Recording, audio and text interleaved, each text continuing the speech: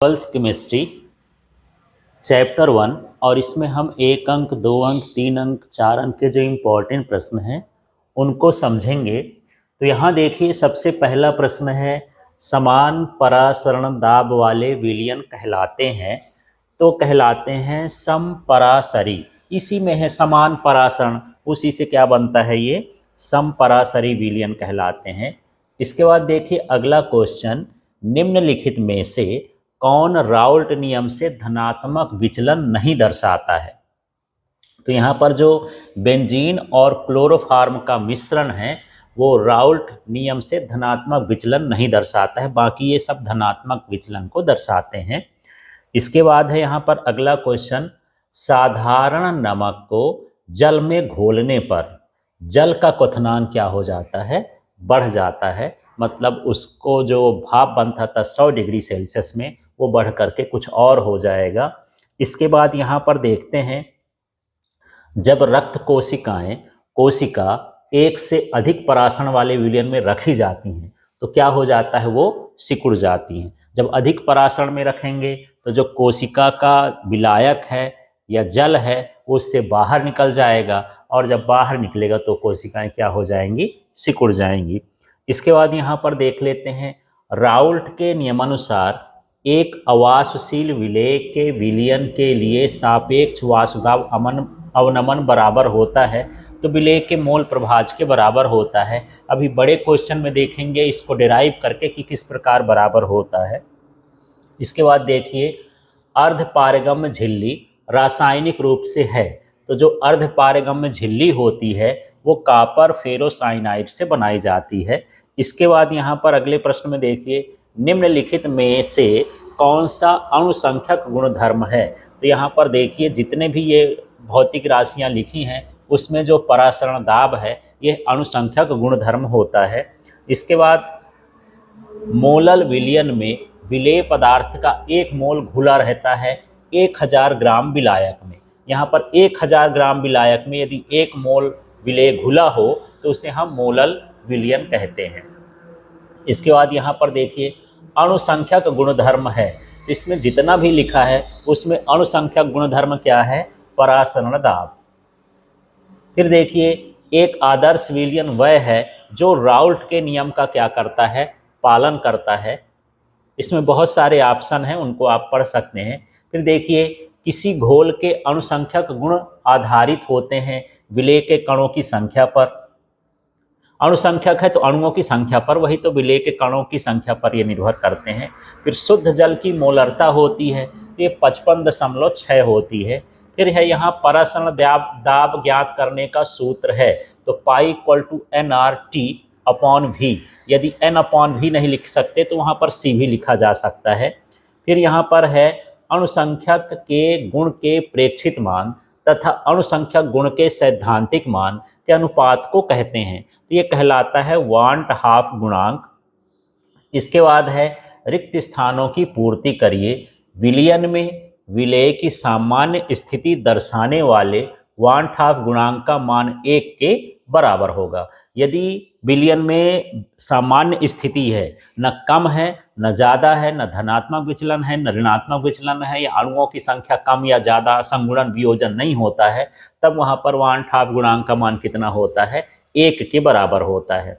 इसके बाद यहाँ पर देखिए वाष्पदाब में आपेक्षिक अवनमन का व्यंजक है, तो ये देखिए P और नीचे A लिखना है नॉट, ये शुद्ध विलायक का वाष्पदाब है, -PA हो गया और P0A। इस तरह से हम सूत्र लिखेंगे।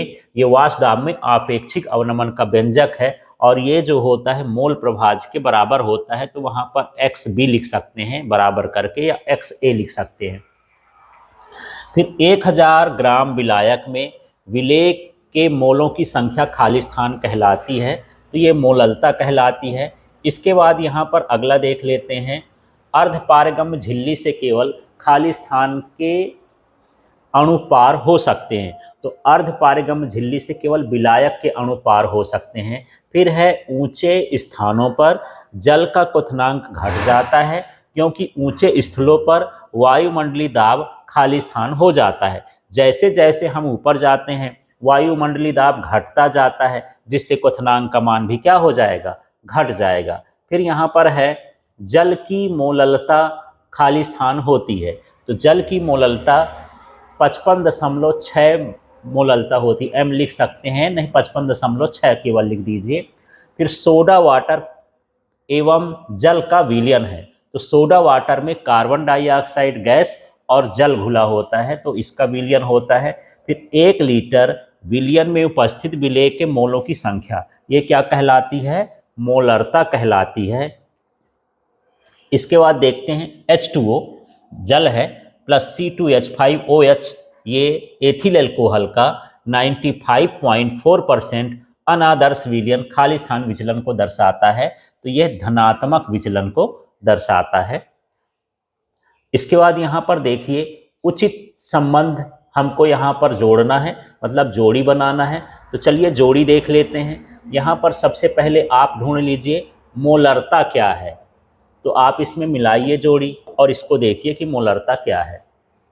तो यहाँ पर देखिए मोलरता है विलेय के मोलों की संख्या विलयन के 1 लीटर आयतन में। यदि 1 लीटर आयतन हो तो उसमें कितने विलेय मोलों की संख्या होगी, वो क्या कहलाता है? मोलरता। तो इसको हम ऐसे मिला देंगे इस तरह से। इसके बाद है मोललता, तो जो मोललता होती है वो होती है विलेय के मोलों की संख्या 1 किलोग्राम विलायक में। यदि हम विलायक को किलोग्राम में लेते हैं तो वो फिर क्या कहलाती है? मोललता कहलाती है।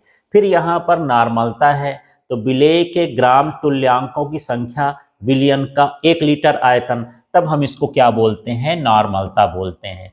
तो यहाँ पर इस तरह से हमको इनकी जोड़ी मिलाना है। फिर गैस का द्रव में विलयन, तो यहाँ पर देखते हैं गैस का द्रव में विलयन एक तरह का क्या है? सोडा वाटर है, जिसमें जल के साथ कार्बन डाइऑक्साइड घुली रहती है।